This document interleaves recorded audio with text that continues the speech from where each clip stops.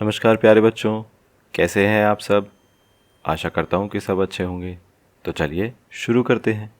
आज हम करने वाले हैं वर्कशीट नंबर 5। ये हमारी इंग्लिश की वर्कशीट होने वाली है 7 अप्रैल 2021 की। इधर बच्चे अपनी क्लास का सेक्शन, यहाँ पर अपना नाम और यहाँ पर अपने टीचर का नाम लिखेंगे। आज हमारी इंग्लिश की जो वर्कशीट है, आइए उसको हम शुरू करते हैं। Hello dear children, what a beautiful day it is. यानी हेलो प्यारे बच्चों, कितना सुंदर दिन है। ब्यूटीफुल यानी सुंदर, डे यानी दिन।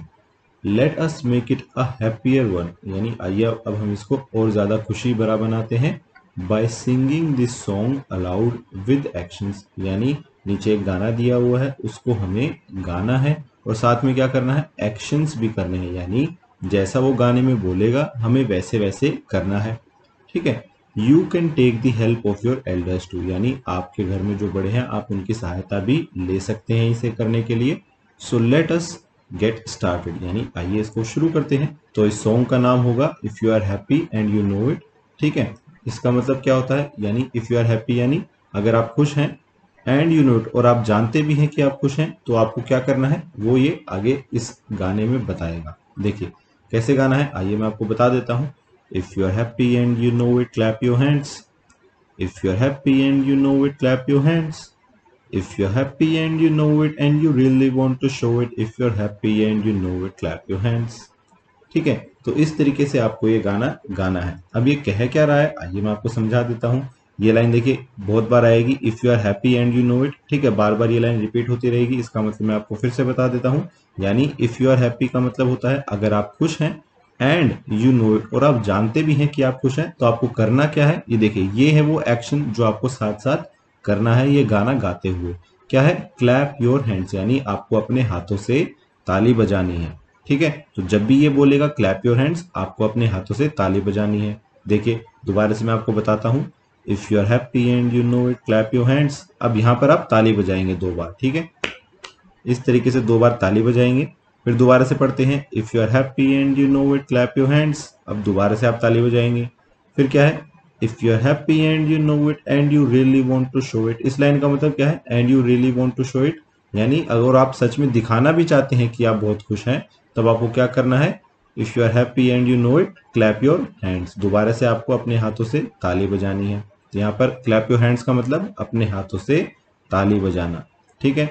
चलिए ऐसे ही हम अगला पैराग्राफ भी कर लेते हैं। If you are happy and you know it, stamp your feet. If you are happy and you know it, stamp your feet. If you are happy and you know it and you really want to show it, if you are happy and you know it, stamp your feet. अब यहाँ पर नई activity क्या आ गई, यहाँ पर आ गया stamp your feet. Stamp your feet का मतलब क्या होता है कि आपको अपना पैर जमीन पर थोड़ा जोर से मारना है। ठीक है, ऐसे ढम की आवाज आनी चाहिए। तो जब भी हम ये बोलेंगे स्टैम्प योर फीट, आप क्या करेंगे, आप अपना पैर जमीन पर मारेंगे। ठीक है, दोबारा से आप ये सॉन्ग को ये इसी तरीके से गाएंगे और ये एक्टिविटी भी साथ में करेंगे। जैसे ऊपर हमने किया था क्लैप योर हैंड्स यानी हाथों से ताली बजाना, यहाँ पर क्या करना है, स्टैम्प योर फीट यानी जमीन पर अपना पैर पटकना। ठीक है, फिर आइए तीसरे पैराग्राफ पर चलते हैं। If you are happy and you know it, shout hurray. देखिए हुर्रे चिल्लाते हैं ना, जब आप जीत जाते हैं तो आप क्या बोलते हैं, हुर्रे। तो शाउट यानी चिल्लाना, क्या चिल्लाना है, हुर्रे। तो जब भी आप ये बोलेंगे शाउट हुर्रे, तो आप क्या करेंगे, हुर्रे चिल्लाएंगे। ठीक है, if you are happy and you know it, shout hurray. If you are happy and you know it and you really want to show it, if you are happy and you know it, shout hurray. तो इस तरीके से आप यहाँ पर hurray की आवाज निकालेंगे। देखिए बड़ा ही मजेदार और सिंपल सा ये हमारा सॉन्ग था। ठीक है, इसी तरीके से आपको एक्शंस के साथ ये गाना गाना भी था और साथ में एक्शंस भी करने थे। पहले हमने क्या किया, हमने क्लैपिंग किया अपने हाथों से। फिर हमने क्या किया, जमीन पर अपने पैर पटके यानी स्टैम्प योर फीट। और लास्ट में हमने क्या किया, हुर्रे चिल्लाया। ठीक है, इस तरीके से हमें ये सॉन्ग गाना था, वो हमने गा लिया, साथ में एक्शंस भी कर लिए। चलिए अब आगे बढ़ते हैं। I am sure you had fun, यानी मुझे पता है कि आपको बहुत मजा आया होगा। Let us fill in the blanks keeping in mind the songs given above, यानी ऊपर के गाने को अपने दिमाग में रखते हुए नीचे के खाली स्थान को हम भरेंगे। क्या है खाली स्थान में, देखिए नंबर 1 पर कह रहा है when I am happy I clap my dash. देखिए क्लैप का मतलब मैंने क्या बताया था, ताली बजाना। तो किन से ताली बजाते हैं, अपने हैंड से। तो यहाँ पर हम क्या लिखेंगे, हैंड्स। ठीक है, when I am happy I clap my hands, यानी जब मैं खुश होता हूँ मैं अपने हाथों से ताली बजाता हूँ। फिर देखिए दूसरे नंबर पर क्या है, when I am happy I stamp my feet. ठीक है, स्टैम्प माई फीट का मतलब क्या होता है, अपने पैरों को जमीन पर पटकना।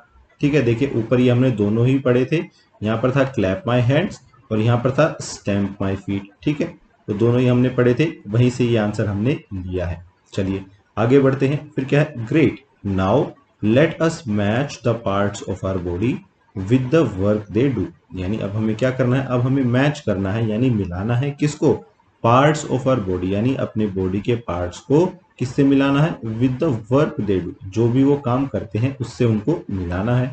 One has been done for you, एक हमारे लिए करके दिखाया हुआ है। देखिए इस तरफ क्या है, पार्ट्स ऑफ बॉडी यानी हमारे बॉडी के अलग अलग पार्ट्स के नाम यहाँ पर लिखे हुए हैं और यहाँ पर बताया हुआ है व्हाट वी यूज इट या देम फॉर, यानी हम उनका इस्तेमाल किस लिए करते हैं।